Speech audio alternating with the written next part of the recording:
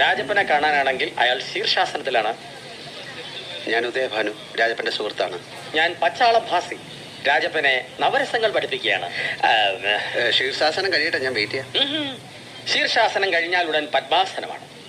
അത് കഴിഞ്ഞാൽ കുക്കുടാസനം, പിന്നെ സർവാംഗാസനം, പിന്നെ മയൂരാസനം.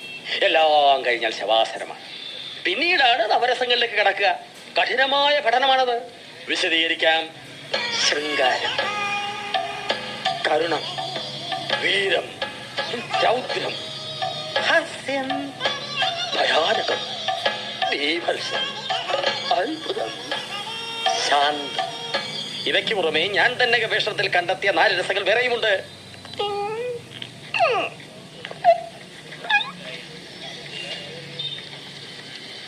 പാഠമധികം, സമയം തുച്ഛം, തടസ്സങ്ങൾ അനുവദനീയമല്ല. ശത്രുവായാലും മിത്രമായാലും